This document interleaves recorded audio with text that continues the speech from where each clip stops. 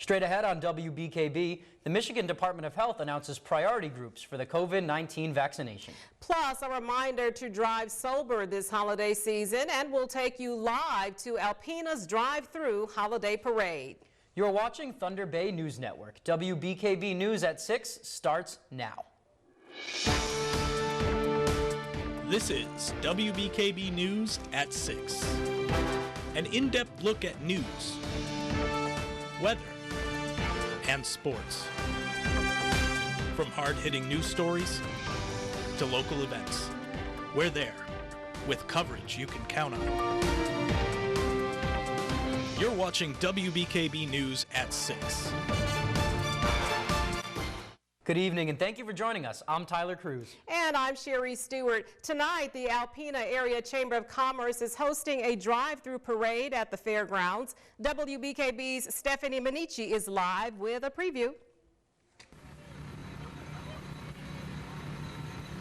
That's right, Sherry. I'm here at what feels like the North Pole, but it's the Alpena County Fairgrounds. I was able to grab one of Santa's elves, Tammy, who has worked on this Northland Credit Union float. Tammy, tell me how long it took you to put this float together. Well, about 124 hours it took to put the float together. There were just two of us, and we secured a nice warm location where we could social distance, and it took us a few days, but it was a lot of fun. It takes a lot of planning and a lot of thought, and most of that was the director at Northland Area Federal Credit Union, Matt Dutler's. It was his genius behind this great flow. Okay, and is any of this creativity yours? Of course. The trees of course are mine, and the snow and some of the lighting. Okay, and I know who that is. That's obviously Santa. Tell me who this is. That is my husband, Buddy the Elf. Okay. All right, well, Santa's elf has to get back to work, so back to you guys in the studio. Thanks for that, Stephanie. Now we want to send it over to meteorologist Ellie Morrison with the first check of the weather. Ellie, I understand we're under a winter storm warning. That's right, Tyler. Winter storm warnings have been issued encompassing most of northern Michigan. For our southern areas, that's from Hubbard Lake to Lewiston and on south in this pink area. These winter storm warnings begin tonight at midnight and continue until tomorrow night at midnight. For our northern areas, Alpena, Montmorency, and Presque Isle County, the winter storm warning goes into effect at 6 a.m. tomorrow, continues until midnight tomorrow night. We have lakeshore flood advisories with northeast winds tomorrow. The potential is there for some flooding along the immediate lakeshore, and winter weather advisories in Iosco County where lower amounts of snow are expected. We are seeing a bit of a rain-snow mix. At this point, it's light and patchy moving into our southern areas over Iosco County. By the time we get to tomorrow morning, widespread snow becoming heavier. So here's how it all breaks down. Rain and snow showers south of Alpena through tonight, mostly light, but then as we go into tomorrow morning, the snow will begin in Iosco County, a rain-snow mix. That's why amounts are going to be lower specifically for Iosco County. From the late morning through the evening tomorrow, that's when we get the heaviest snow and stronger winds developing as well. Late Saturday night, snow will come to an end. I'll have a look at how much snowfall I'm expecting throughout northern Michigan and how strong the winds will become on Saturday in an hour-by-hour breakdown. That's all ahead later in the newscast. Well, thank you for that, Allie. We'll check in with you as we know you're continuing to follow that storm.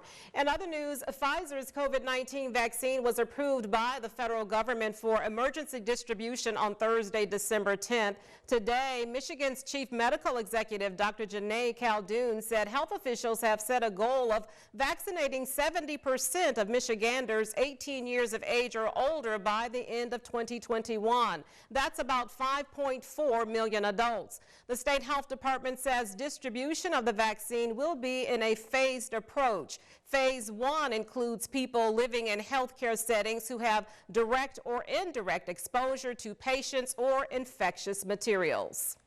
Well, that's some awesome news coming out of the federal government today. Well, earlier in the week, Texas Attorney General Ken Paxton submitted an amicus brief to the Supreme Court asking them to overturn the results of the election in several states, including Michigan.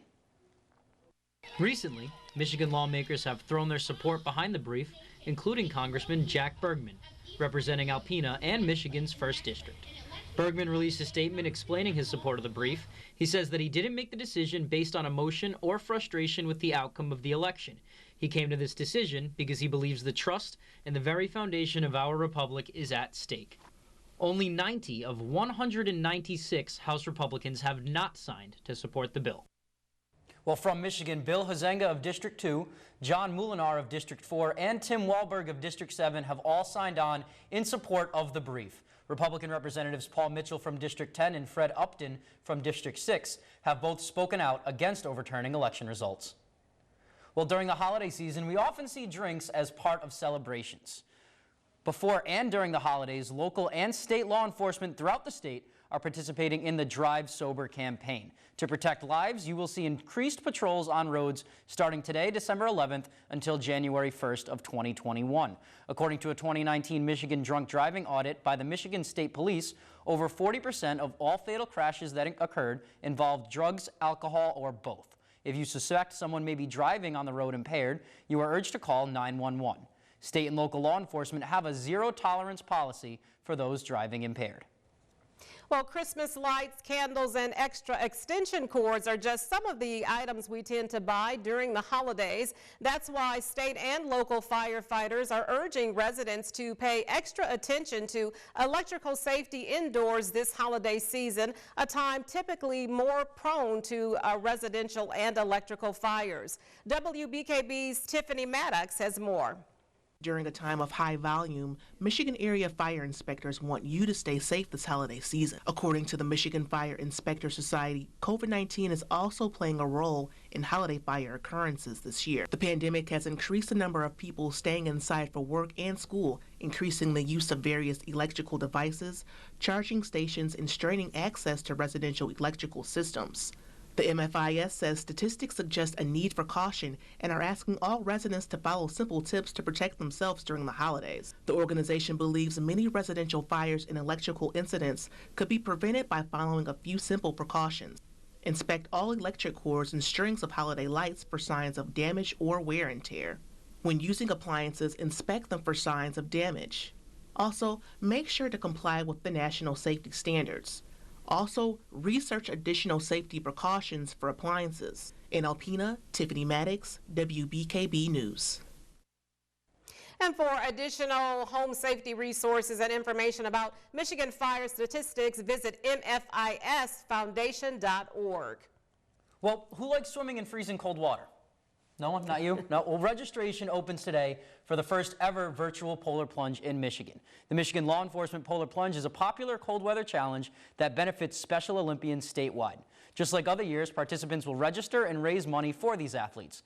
The only difference is where you plunge is completely up to you. You can register at plungemi.com, and those who raise over $100 will receive a 2021 Polar Plunge t-shirt. Well, Sherry, I've done the polar plunge once back in Rhode Island. I went with my dad, and I think I'm going to jump in this year. It seems like a really good cause. Absolutely. Well, we'll be looking to get your video footage from that.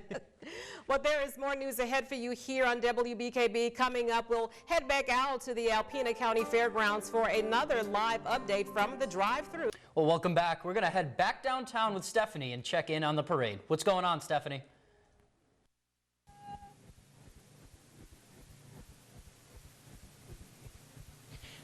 Well, despite the Grinch that stole Christmas called COVID, everyone's having fun, cars are still coming through, and I've even made a few new friends, and they're going to introduce themselves. I'm Remington. I'm Rebecca. I'm Morgan. I'm Keegan. And we're just out here, it's cold, and you know what? Everyone is just having a good time. We're just enjoying the holiday, right? Yep. Right? Yeah. And we're just keeping it going. So back to you guys in the studio.